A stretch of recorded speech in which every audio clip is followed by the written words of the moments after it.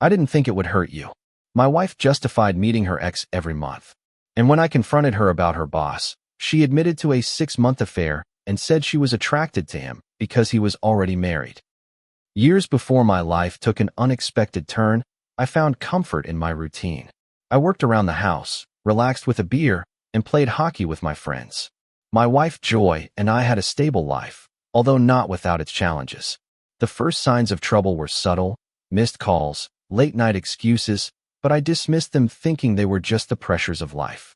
Over time, Joy's work trips became more frequent, and although I didn't think much of it at first, she grew more distant.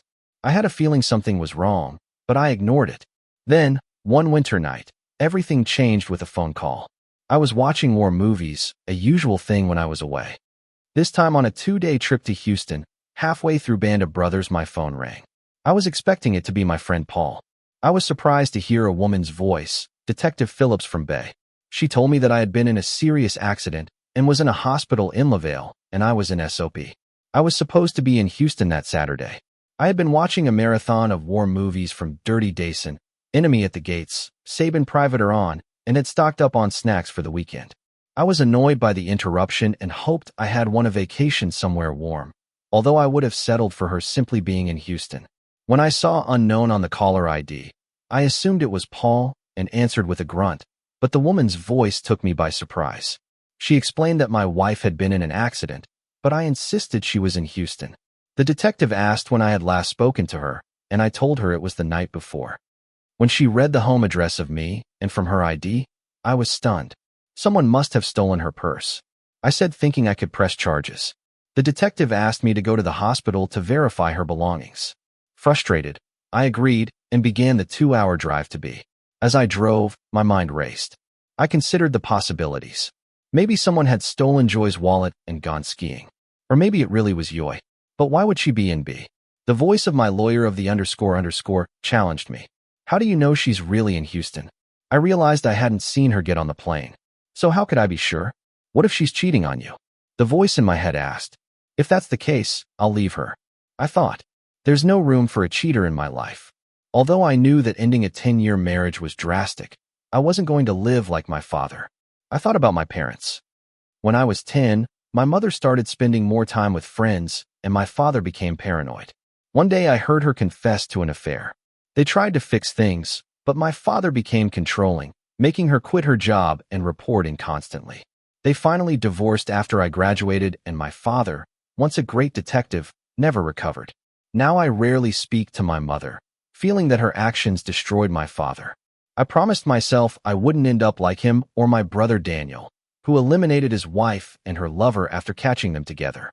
He's now serving time in prison, so I had to find a middle ground, handle it if I was being cheated on, but not lose myself in the process. If she was unfaithful, I would move on and enjoy life with my friends. As I got closer to the B exit, I got more nervous, and even my inner voice went silent. I almost pulled over to vomit. Finding the hospital wasn't difficult, and I parked, walking through the cold to the entrance. I hadn't had anything stronger than beer since I got married, but I suddenly craved a bottle of Jack Daniels. At the information desk, I explained why I was there and was given the room number. When I got to the floor, I realized it was the intensive care unit. I told the nurse who I was, and she called someone, asking me to wait by the door. Inside, I was greeted by a short, blonde nurse whose uniform was tight against her chest. Your wife is sedated, she said in a low voice. If that is her, I thought, but I kept my cool and listened. She's seriously injured and may not look like herself. She won't hear you, but I want you to be prepared. I wasn't sure I was ready. I'll be fine, I said with a cracking voice. Let me in. What I saw in the bed left me in sop. The woman's chest rose and fell, and although her height and build matched my wife's, I couldn't recognize her face. She hit every tree on the mountain. Oh no, the nurse replied. Someone wasn't skiing. Someone beat her up and left her in an ambulance. This morning beat her up. Faithful wives don't end up beaten and abandoned. My inner voice agreed, but I didn't know enough to react. I can't tell if this is my wife, I told the nurse. Maybe this will help, she said, lifting the blanket to reveal the woman's left thigh. There was the tattoo I hadn't seen on many women. Jiminy Cricket tattooed on the inner thigh.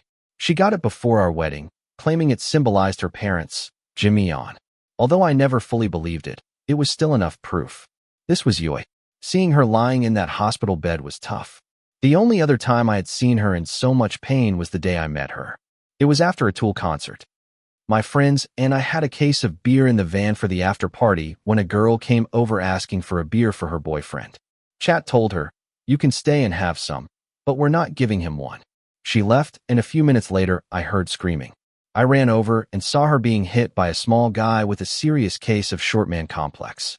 He was yelling, "Where's my beer, witch?" as he hit her. Nobody was helping, so I stepped in, pulling him away by the collar. He threatened me, but I wasn't scared. When he tried to touch her again, I knocked him out and helped her back to our van, where Chat was ready with a bag of ice. Security took the guy away, and I wanted to report what happened, but she stopped me saying, "You've done enough." No one had ever stood up to Garrett. He'll probably go back to Guoming now. She was beautiful, even with her goth look. We took her home after the party. Chat, noticing something, said, "I think she likes you." I brushed it off, but later I found she had left me a note with her number. "Call me Yui." 2 days later I called her, and she was surprised, but happy to hear from me. We talked for an hour. Then she called me again that night, and we talked until midnight. Our first date was that Friday. We went to a small Italian restaurant followed by drinks and dancing at a bar. When I took her home, she asked, "Are you trying to get me into bed?" I replied, "There's plenty of time for that. Later I like to wait a few dates. It's more interesting that way." I kissed her on the cheek and went home, without seeing her again for 3 weeks. I didn't want to admit it, but sleeping with women after the first date always seemed to end badly, so I became paranoid. We talked on the phone whenever we could, but our schedules rarely matched. When we finally had a free weekend, her aunt passed away and she flew to Florida for the funeral. The weekend after she came back, we went to the movies. When I picked her up, her father, Jimbai, stood at the door. He seemed friendly at first, asking about my job and background, but then he suddenly said, "You're a much better match for Yui than that loser. Too bad, he doesn't want to meet me." "He did meet me," I replied. "Let's hope he stays away." Yima nodded, muttering about the guy as I went inside, smiling and wearing a dress that enhanced her figure perfectly, making me reconsider my 3-date rule. However, we didn't sleep together that night. I had to work early the next morning, and she asked me to postpone our plans. The next weekend I took her to dinner, but on the way home she suddenly got stomach cramps and needed a bathroom. My apartment was nearby, so I rushed her there. After she used the bathroom, I didn't expect anything to happen, but she came out wearing only red underwear and high-heeled boots, telling me, "Take off your coat." Needless to say, I took off more than that. The next morning, we had breakfast at a nearby diner and didn't go out again until Sunday dinner. As I was dropping her off at her house, she complained that her boss was making her work weekends and joked, saying I was her favorite illicit substance. Later, as I was leaving the hospital, I was given Yo's personal belongings and told that the police had already gone through everything. As I was processing this, the nurse's phone rang. After talking to someone, she handed me the phone. It was Detective Phillips asking me to go to the police station for questioning. I agreed, although I couldn't shake the feeling that the cops suspected I had hurt Joy. Why would I do that? I thought. Because she might be cheating on you. I had no solid proof of her infidelity, but her being in bail was suspicious. I tried to think of a logical explanation. Maybe she won a trip to bail, flew to Denver, rented a car, and got into trouble before telling me. It was all too strange, but I had no concrete evidence. I arrived at the police station as the sun was setting. A dark-haired detective, Phillips, and a tall man, Bond's deputy, came to meet me. Phillips seemed friendly, but Debin looked at me as if I were guilty of something. "Should I get a lawyer?" I asked. "Do you think you need one?" Phillips replied. "No, I have nothing to hide." Detective Phillips led me to a room and motioned for me to sit down. Debin went in the opposite direction. "I'm going to record our conversation, Mr. Rigby." "That's fine by me." "Good. I feel like an idiot," I said, trying to clear things up. She raised an eyebrow. "Excuse me. When I called you an idiot on the phone, I thought you were my friend interrupting my me time." She seemed curious. "What is me time?" "I watch World War II movies when Yoi is out of town. She hates them." Just then, Devin came back and sat down. "Ready?" he asked. Phillips pressed a button to record. Detective Cy Phillips interviewing Mr. Roger Rigby in connection with Case 1256G involving Joe and Tanya Rigby. Mr. Rigby, please state your name, age, and date of birth. My name is Roger Ezekiel Rigby. I am 35 years old. I was born on December 16th. Your address and occupation. 1467 West Denoa Avenue, Colorado Cerrance. I am a bricklayer. Where were you between 2 p.m. last night and 8 a.m. this morning? Let's see. I was in Manitou Springs from 2 Rapando a Chimney. From 7 to 2, I was driving back to Jerry's Bar, where I stayed until 11. I got home around midnight and stayed there until you called. Can anyone confirm that? Phillips asked. Blanche Donovan in Manitou can confirm I was working at her house. Paul on eval saw me at Ennis, and my neighbor Stephen Harper can confirm I was home at midnight at 3 and at 6. How can Stephen confirm that? DeBon asked. We both have dogs that need to go out at those times. He's a night owl, so we always see each other when I take my dog out. The detectives exchanged glances and Phillips continued, When did you last see your wife? Monday morning I took her to the airport for her flight to Houston. Why was she going to Houston? For her company's annual meeting. Only the top employees go. And this was her 3rd year. What does your wife do? She sells life insurance for Transun United. You know those annoying commercials with the old man telling a kid to prepare for the inevitable? Both detectives nodded. When was the last time you saw her carrying her suitcase? Phillips asked at the airport. I dropped her off before I went to work. Did you have breakfast together? No, we were going to, but she forgot her purse, so we had to go back home to get it. How did she forget her luggage? She thought I had grabbed it when I warmed up the car, but I didn't realize it was still on the bed until we were almost at the airport. Phillips nodded and asked how often your wife goes on business trips. Twice a year. 2 weeks in February for the general meeting and 2 weeks in August for training in Indianapolis. And the general meeting is in Houston every year. No, it changes. Last year it was in Los Angeles and the year before in New York. After consulting with Devin, Phillips asked, Do you know anyone who would want to harm your wife? As far as I know, no, except maybe some of her clients. Why would they want to harm her? Well, the company has a slightly shady sales tactic. People sign up for a free child information kit, and then my wife delivers it and tries to sell them life insurance. Some people get quite upset. Did she meet with any clients in B? I have no idea. She was supposed to be in Houston. Do you think she might have been with someone in B? I sighed and gave the detectives a list of Joy's colleagues. Some of them might have traveled to Houston with her. Maybe they can explain why she wasn't there. Devin sighed and looked at Phillips, who seemed satisfied. You can go for now, Mr. Rigby.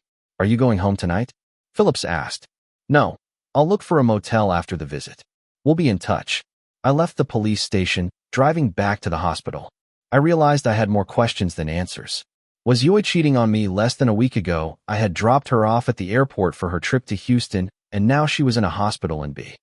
At the hospital, I was told that visiting hours were over and I could come back at 7 a.m.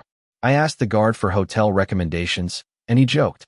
In Bale during ski season means staying with relatives. I laughed politely and walked to my car. Remembering I still had Joy's belongings, I checked the inventory list, but didn't find what I was looking for. Among the unreturned items was a prescription bottle of Percocet that today had left over from a dental job. Why was she still carrying those pills? Then I noticed her boots. And always wore them on trips, and I remembered she used to hide an access card inside. Sure enough, I found one, but it was completely blank, with no logos or identifying marks. Now I have her room key. But where is her phone? It wasn't on the inventory list or in her purse. This is a good sign, I thought. A while ago, my neighbor Stephen developed a phone tracking app after his partner kept losing hers. I had lost mine before, so I had also installed the app on her phone. I opened the app, entered her number, and saw that I was 4 miles from her phone. I started the car and followed the directions up the mountain. Arriving at a ski resort full of luxury accommodations, I parked Joy's BMW between the Lexus and Otis and headed towards one of the hotels. The app showed that Joy's phone was in room 114. I tried the access card. Nothing. I went upstairs and tried 214, then 314. The card finally worked. Now what? I thought. I confront whoever is inside, or I call the police. I listened at the door, but heard nothing. Hesitating for a moment, I swiped the card and opened the door. The room was dark, lit only by the hallway behind me. I went in and turned on the light. The room felt strange, too clean, as if someone had tried to make it look untouched. The bed was made, but the comforter hung unevenly.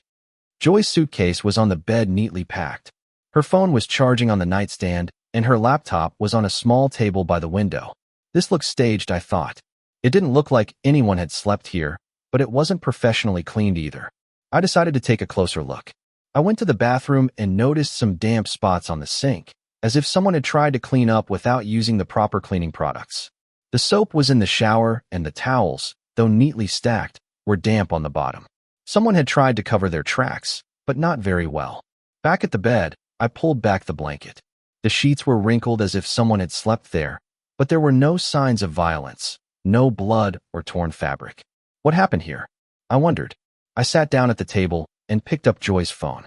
She never used passwords, so I accessed it easily. While her laptop was starting up, I called my sister Bet to ask her to look after my dog. Then I made the more difficult call to my father-in-law, Jim, explaining what I knew. I hope this is just a misunderstanding, I said, trying to stay calm. Jim sighed. Call me when you know more.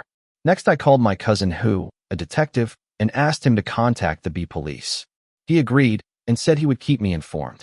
I took one last step and called the hotel asking for Yoy, or I'm Sire. No one with those names was registered. By then, Joy's laptop had started up, but her browsing history and emails had been deleted. She never deleted anything, so this was strange. I checked her phone. Her text messages were also gone. Someone is covering their tracks, I thought. I opened her suitcase and found a business suit, 3 cocktail dresses, and a lot of lingerie. This is not a wardrobe for a business trip. I realized that divorce was now likely. The next morning, after a quick shower, I left the room with Joy's phone and laptop, but left her suitcase untouched. I had spent the night in a chair by the table, unable to sleep in the bed. After a coffee, I called Detective Phillips to report the access card I had found. She arranged to meet me in half an hour. After driving for a while, I met Phillips at the police station. She greeted me and took me to her office where I handed her the card.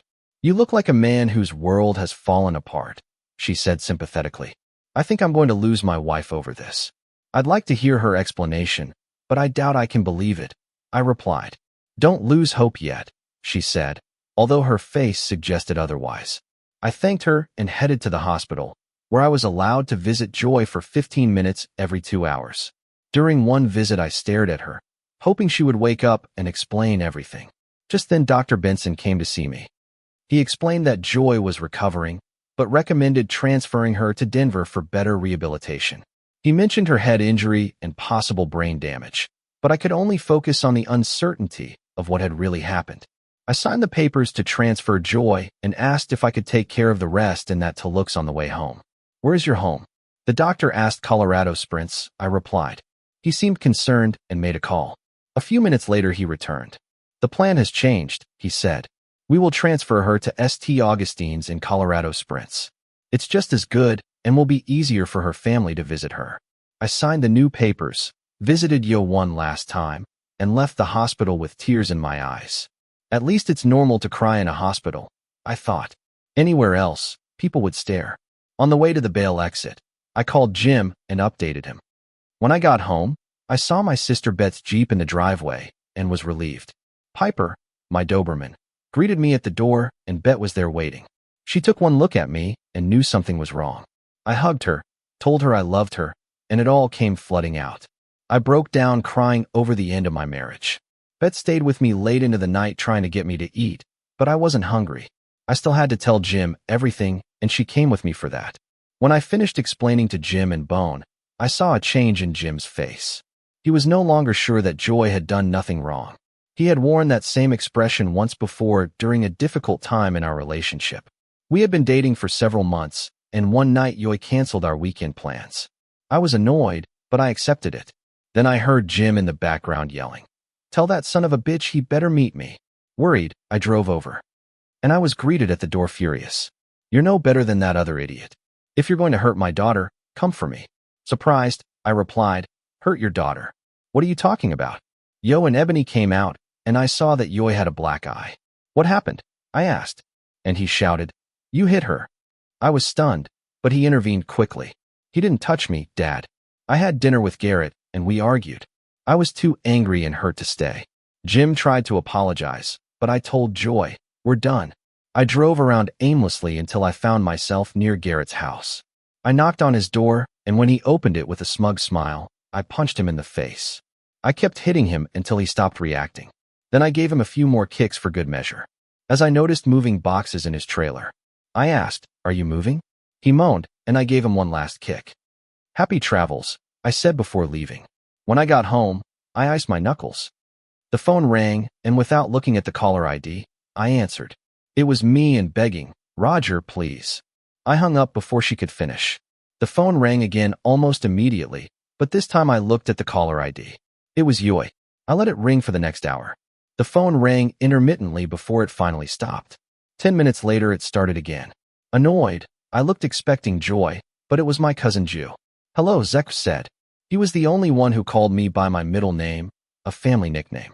"What's up, Ju? Just a heads up. The Colorado Prince police got a call about Garrett Jimenez in bad shape. He told the cops some big guy kicked his ass. You wouldn't know anything about that, would you?" I laughed. No idea, but thanks for the heads up. Be careful, Zeke. If someone connects you to this, it could get complicated." Not long after, the police showed up at my door, but I was prepared. I had my hockey gear in sight, and the scratches on my knuckles looked like the result of a tough game. I told the officer I had been practicing, and since I played for a police-sponsored team, he seemed satisfied. On Saturday, I skated hard preparing for the upcoming season. When I got home, I saw several notes tacked to my door. Most of them from Joy, but one from Jim, apologizing for assuming the worst and asking me not to hold it against Joy. I called Jim, reassuring him. "It's okay. You reacted like any father would. It's not your fault. Yo didn't tell you the truth." "Thanks, son. Do you want to talk to Joy?" I could hear her pleading in the background, but I replied firmly. "No, Jim. She knew what Garrett was like, and she let you think I hit her. She ruined our plans so I wouldn't see her face." "I understand," Jim said, disappointed. "I'm sorry, Jim, but I don't have time for unfaithful women." As I finished explaining everything to Jim and Bon in the present, I saw that Jim was reliving that memory. "I'm glad they brought her here, son, but I hope you're not planning anything drastic." "No, sir," I assured him. "I'm not going to hire lawyers yet, but today has a lot to explain. Whatever happens, Roger, Ivone, and I still consider you family. I hope you don't take us out of your life." "I won't, I promised." On the way home, Bet asked, "Will you be okay?" "I have another choice. I'm not going to curl up and die. I'm sorry this is happening. If she cheated on you, is there any chance you'll stay together?" "No," I said firmly. "I'm not going to be one of those paranoid husbands who tracks his wife's every move." Bet sighed. "Mom asked about you. She loves you. Maybe you should talk to her." I shook my head. "So she can tell me that cheating is normal." "No thanks." Bet was protective of Mom, especially after our brother Daniel went to jail. She had asked me to visit her more. But after a visit where Mom defended Daniel's choices, I left. I wasn't going to accept someone telling me that cheating was okay. "I just don't want you to make a decision you'll regret," Bet said softly. "Don't worry, I'll make sure to have the answers first." After Bet dropped me off, I headed to Stephen and Yo's house. I gave Stephen Joy's laptop, and he immediately started going through it. As I was updating him, he asked if he could keep it for a day or two to investigate further. I didn't mind. I, trying to lighten the mood, joked, "I could introduce you to my cousin if you want." I laughed. "Unless she has C-cups and a shaved pubis. I'm not interested." "Prude." Joe joked, but I knew he was just trying to make me laugh. I sat with Joe drinking a beer while Stephen focused intensely on Yua's laptop. Joe, getting ready for bed, as he had to get up early, gave me a mischievous smile. "I'll dream of my sexy, newly single neighbor," he joked. I smiled. "Mrs. Hasper. She's been a widow her whole life." I laughed, wished him good night, and went upstairs. Stephen was glued to the laptop. When I left, I took Piper out. We played a quick game of fetch, but the cold made her decide it was time to go back inside. After a few throws, I got into bed with Piper by my side. I had always hated Piper sleeping in the bed, but her opinions no longer mattered to me. Despite Piper's presence, my restless sleep was not entirely her fault.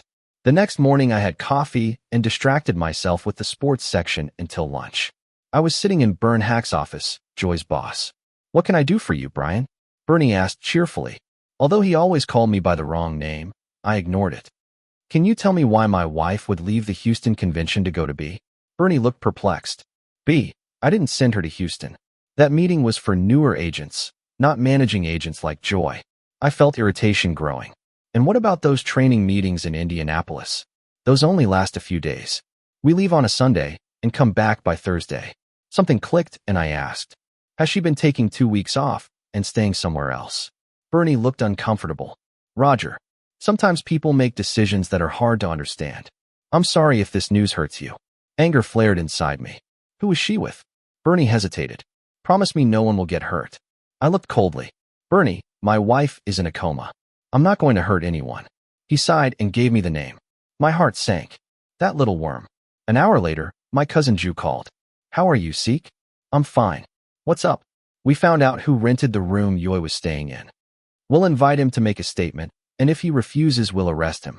Can I be there when you interrogate him? He's already agreed. I'll call you when everything is set. I spent the next few hours at the hospital meeting with Yoy's brain injury team.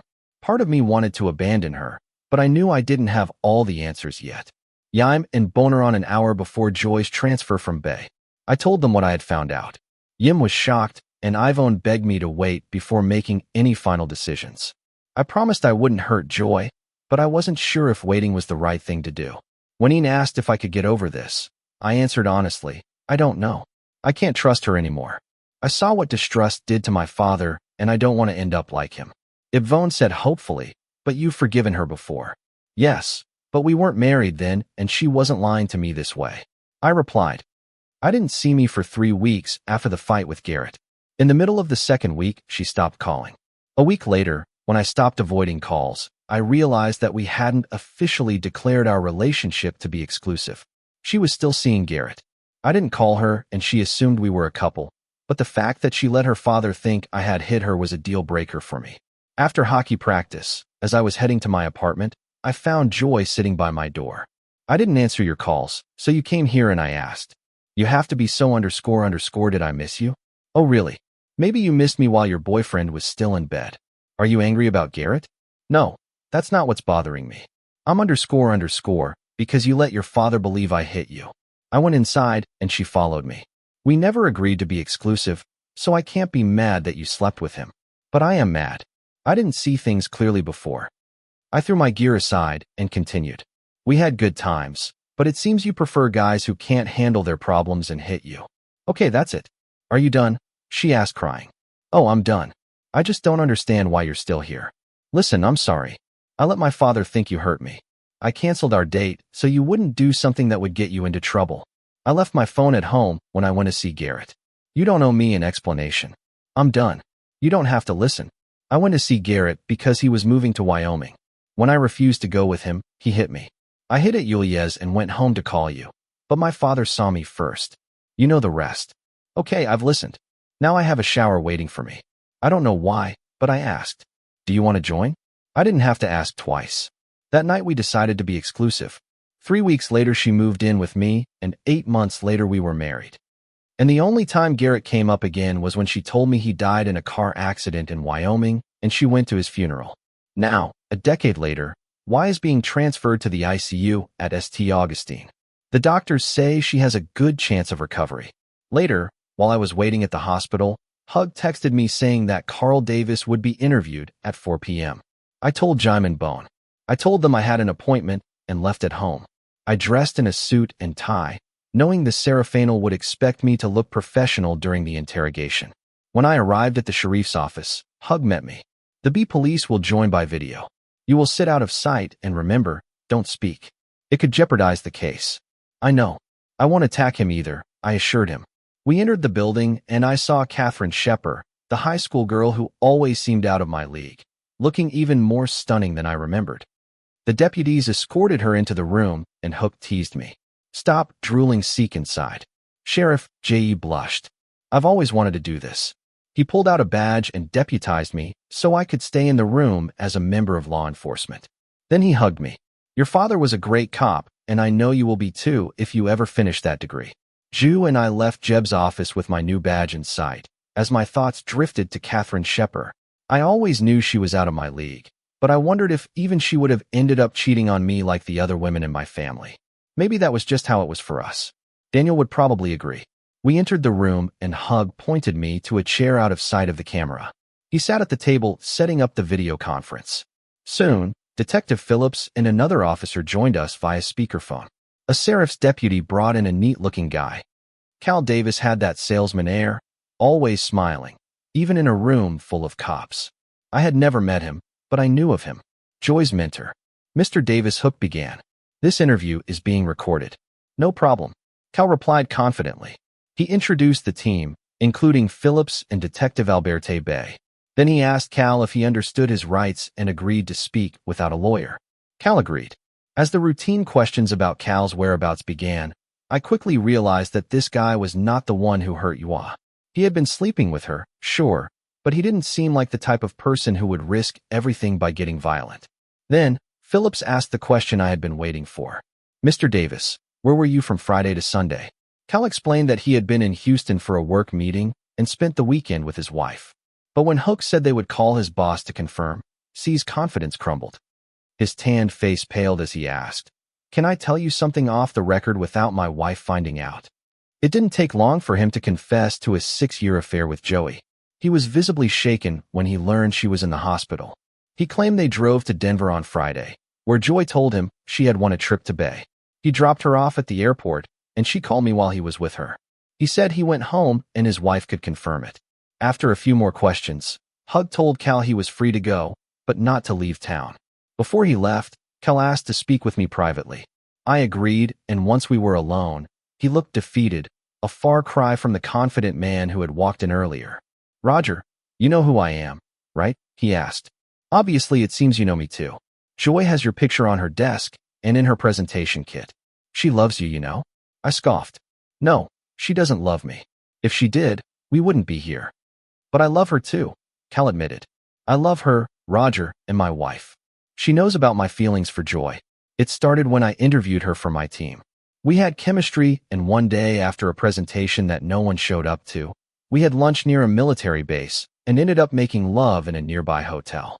We both felt guilty, but we couldn't deny the chemistry. Not guilty enough to stop. Apparently, I said sarcastically, it wasn't something cheap or tacky, Roger. Yo, and I had something real. Sorry, I didn't mean to insult your little love story, I replied, mocking him. I understand your anger, Cal said, looking genuinely hurt. But I don't regret loving Joy one bit. I couldn't believe the nonsense coming out of Cal's mouth. I wanted to punch him, but I held back. Yo was no longer my problem. So you don't mind your wife going off with someone else twice a year? I asked. No, it's been hard enough sharing her with you. Now you can have her. He said, Are you telling me to share her? You're stupid. I didn't even know I was sharing her. If I had known, we wouldn't have been together because I don't tolerate infidelity. You're right. That's why you went on trips. Mexico City, San Diego, Rio. I went to Miami, Bale, and more. We had a system. 1 week with each other, then a week with our spouses. I would be gone for 2 weeks, and I only knew about me. So where was she the rest of the time? Cal started to cry for real. Hey, she cheated on me too. Goodbye, Cal. She's in St. Augustine Hospital, room 2410. Tell her father I'll be in touch. As I turned to leave, he asked, You're not going to tell my wife, are you? I don't even know your wife. Why would I hurt her? The guilt will eat you up inside. Have fun living with that. Hug was waiting in the hallway. I'm sorry, CG. I thought we had the guy. I knew it wasn't him who hurt her. But how did this happen right under my nose? Just then we heard a commotion. Cal's wife, Katrina Shepard, was slapping him. You cheating bastard, don't come home again. As she passed me, she hugged me tightly, sobbing. I'm so sorry. It's not your fault. We just married cheaters, I said. She laughed through her tears. I wiped one away and said, I hope things work out for you. Good luck to you too, Roger, she said, kissing me on the cheek. Before I left, I looked at Jug and said, I had that at home, but I needed Yoy. Some guys just want what they can't have, Ju replied. We headed to Jeeves' office, where I returned my badge, and listened to the usual lecture about becoming a cop. I had heard it all before, but maybe one day I would listen. The next few days were stressful. I spent Tuesday looking for a lawyer to protect myself in the divorce. Fortunately, Yo and I didn't have any children. Piper was mine and the house belonged to her grandmother, so I didn't need to fight for it. My brother and I inherited the house from my father, and I was glad I didn't have to move into some cheap apartment. Yo had been angry when I fought to keep the house after Daniel's arrest, but now I knew it was worth it. I was glad to have it. On Tuesday night, I went to the hospital. Jim was there, and when he saw me, he just shook his head. How long? He asked. 6 years at least. Since she started selling insurance, I replied, but there could be more. I can't believe my daughter did this. Neither can I. I wouldn't have married her if I had known. I told him everything Cal had confessed. Jim sighed. I always wondered why she stopped taking pictures on her trips. She used to take pictures everywhere, even in Denver. Why didn't I notice? I didn't either, I told him. I told him I wouldn't be visiting the hospital anymore. I can't talk to her again. Jim didn't understand and asked if I would stay in the house until Yoy recovered. I agreed, telling him I wouldn't file for divorce until she was better. I realized I would miss him and Ibone. They treated me like family, and it wasn't their fault. They raised someone who betrayed us both. On Wednesday, I spent the day working on repairing a chimney and had a hockey game. At night, I played hard, spending much of the first period in the penalty box. After another penalty in the second period, the coach, a close friend of Paul's, took me out of the game knowing I was dealing with personal issues, but not wanting me to get kicked out of the league. When I got home, I was in a bad mood from the loss, blaming myself for letting personal problems affect my performance. My teammates wouldn't let me take the blame, and some even offered to go after Cal, although I may not have refused clearly enough. After taking Piper out, I was about to go back inside when Steven called me saying he would be over soon. I assumed he had found something on Yoy's laptop. The night before I had gone through our bills and statements, but nothing seemed suspicious. The only strange thing was that I had been calling her friend Fiona more often before her trips. Normally once a month, but more frequently as the trips got closer. I suspected Fiona knew more than I did, but I couldn't reach her when I tried to call. I also regretted not having Joy's phone. Steven arrived looking excited. What did you find? I asked. Grab a beer, and I'll show you, he said. We sat at the bar as he opened Joy's laptop. Whoever deleted the data knew what they were doing, Steven said. There are programs here that allowed her to use the internet without leaving a trace. Luckily, I had help from a friend at the Department of Defense. He's a computer genius of sorts. She doesn't use the same password for everything. Someone else set this up. I'm thinking Fiona. Steven discovered that I had hidden emails and bank accounts. I told him about the trips I had learned about from Cal, and his eyes widened. He also discovered deleted love notes and emails, some addressed to Cal, others to someone named Garrett.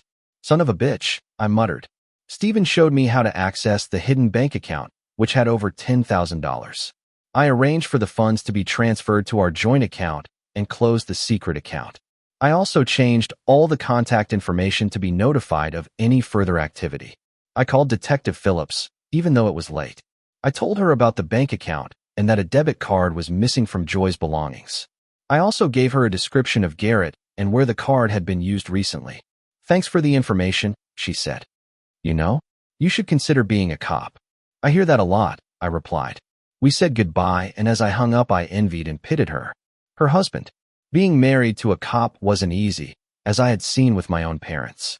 The next morning, I took Piper out and saw Steven again. Hey, Steven, do you still have access to the DMV databases? I asked. Always, he replied with a smile. I gave him a name to investigate before wishing him a good night and going inside exhausted from the long day. The next morning, Jim called to say that the doctors expected Yoy to wake up soon. Have you thought about forgiving her? He asked. No, I said, explaining that I kept discovering more lies. He was devastated when I told him about Joy's affair, but I didn't mention the secret bank account. Later, Steven arrived with news. You're not going to believe this, he said. He showed me that I hadn't entirely lied about going to Garrett's funeral. She had gone to Aramie for the funeral of Fiona, Garrett's sister. That's when their affair probably started. It got worse the year and called me to meet her in Miami. Garrett had been in jail for a minor robbery. His parole forbade him from leaving Colorado, which explained why his trips became more local. I called my lawyer to share my plan, and he assured me it could be handled legally. Now I just had to wait for Yoy to wake up. 2 weeks after coming out of the coma, Yoy was questioned by the police. I followed Detective Phillips and Detective Albert down the hall. Garrett had been arrested after trying to intimidate a bank employee into giving him money from a card issued in Joy Rigby's name. The bank had flagged the card as stolen and security held him until Denver police arrived. His parole officer was also interested in why he had left Denver without permission, so he was taken into custody. When Phillips and Albert entered Joy's room, I stayed in the hallway, but Jolo to let me listen. Detective Phillips even asked if I had any questions.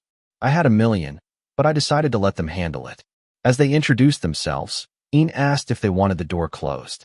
Phillips explained that they couldn't lock the door, as Joy was not under arrest, but they had posted someone outside to prevent eavesdropping. Joy seemed hesitant at first, denying everything until confronted with evidence that the hotel receptionist had seen her with both Cal and Garrett.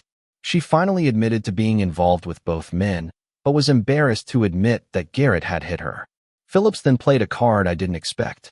"Your husband believes you had 2 lovers without his knowledge," Phillips said. "What you tell us could help you reconcile with him." "There's no chance of that," I thought. Joy confessed that she lied to me to attend Garrett's sister's funeral and that they rekindled their relationship that weekend. She claimed she still loved me, but Garrett suggested they meet in secret once a month. She didn't see how it could hurt me, so she agreed. Then she recounted how things started with Cal, saying she was attracted to the fact that they were both married. They would meet at company events and have secret dates. And I got Miami to ease her guilt. Lying again. Any doubt I had about serving her divorce papers vanished at that moment. When Phillips asked about the assault, Joy claimed that she had angered Garrett by stopping her birth control to try to have children with me. Garrett, angry that she wouldn't give him the chance to be the father of her child, lost his temper and attacked her. Her performance, complete with tears, was Oscar-worthy. Phillips asked one last question. "Why do you have Jiminy Cricket tattooed on your thigh?" I replied, "It was Garrett's idea. He said it would be a way for him to always be with me without Roger knowing." That's when I entered the room. She called me honey and started to apologize, but I handed her the divorce papers and said, "No need. You've been served." I left as she screamed. 5 years later, a phone ringing in the middle of the night had become part of my job. After getting the necessary details from the call, I kissed my pregnant wife on the forehead and on her swollen belly. She muttered sleepily, "Be careful not to start something you can't finish." I smiled, kissed her again, and headed to the crime scene. Arriving at a trailer, I reflected on how my life had changed. 5 years ago, I had divorced Joy. I thought it would be a simple process, but I was wrong. During the divorce, my lawyer noticed that Joy had not declared her secret bank account. I wondered how she funded it, but a chance encounter with Carl Davis revealed everything. He explained that Joy's undeclared income came from her bonus checks and commissions which she funneled into her secret account. With the help of an accountant and some inside information, I discovered that I had earned over $10,000 in undeclared income over 6 years. I transferred $30,000 to our joint account and then suggested we split everything 50/50. Joy, however, demanded 75%, claiming she was being generous by not asking for half of the house I had inherited. My lawyer fought back, and we finally agreed to split the joint account equally, with her getting half of my business. I sold my share of the masonry business to my uncle and went back to school, completing my degree in criminal justice. I now work for the Surry County Department of El Paso. Far from the disaster that was my marriage with Joy, my lawyer was aware of every step I took and made sure everything was legal. He even had my uncle write me a receipt for when I sold him my business. Joy had a smug look when she received her settlement check, but I'm sure it disappeared when she discovered her secret account had been emptied. My accountant did some magic, and we proved that all the money in our joint account came from legitimate sources. I paid the taxes, and I never realized that I financed my education. An anonymous tip to the IRS led to an audit while I was cleared. I didn't end up serving 6 months for tax evasion. In a twist of fate, Garrett was blamed for stealing her money, as he had her bank card. With his record and a weak defense, he was convicted and sentenced to 35 years in prison for robbery and parole violation. Meanwhile, Katrina divorced Callie, and he moved to Utah to start over. After Joy got out of jail, she worked at a telemarketing company. She sent me an angry letter blaming me for ruining her marriage and for cheating on her and Agar. I threw it in the trash and moved on. When I told my friend Paul about the letter, he joked that I should have sold her to a brothel. I replied that she would probably enjoy it. I spent 3 years as a patrol officer before becoming a detective. Although the Colorado Springs Police Department handled most of the serious crimes, We saw a lot of domestic violence cases. The only time I drew my weapon was when a woman threatened me with a knife after I arrested her abusive husband. That was a year and a half ago, and I've been a detective ever since. I still don't understand why some women stay with abusive men, especially after seeing countless victims. One case involved a woman beaten to death, surrounded by empty beer bottles. I knew that by the end of the day, I would have the husband's name and the search would begin. It seemed like a clear-cut case. Either the husband eliminated her in a fit of jealousy or an ex-lover was involved. As I reviewed old patrol reports, I realized that at least I wouldn't get any flack from my boss for this case. A year and a half after starting my career as a detective, a new detective was transferred to our department. All I knew was that he came from up north. But one night, at a party near the station, I was surprised to see Dear Phillips. We talked for a while. Although some of the other detectives weren't thrilled that a patrol officer was chatting with her, we hit it off. We became friends, and even after learning she was single, I didn't try anything. I was disillusioned with relationships and didn't want to complicate things. We went out occasionally for dinner and movies, but I never saw it as a date. One night, after a tough case, I took her to a bar. I stayed mostly sober to make sure she got home safely. When I helped her to her apartment, she asked me to take off her boots, and then she hugged me. She's drunk, CK, I thought. She's your best friend, and you can't take advantage of her. I pulled away, and suddenly she didn't seem so drunk anymore. Why don't you love me? She asked. What's wrong with me? First, you're drunk, and I don't want to ruin our friendship with a regrettable memory. Second, I'm just not ready. After all, I have trust issues. You enjoyed kissing me. Of course, you're one of the sexiest women I know. I started, but she cut me off. Come with me.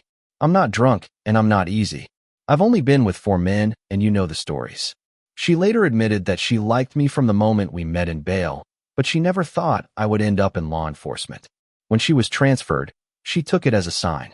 That night marked the beginning of our relationship, and a year later we were married. A month later we welcomed our first child. My boss wasn't thrilled that I needed maternity leave and constantly teased me for getting her pregnant. I used to joke with Jub that Nora, our son, could be his godchild, but he wasn't amused. He also didn't like that I took a month of paternity leave, but I didn't care. Desire, to my delight, loves World War II movies, so life is pretty good now. I just hope Piper is okay with having mom and dad home full-time.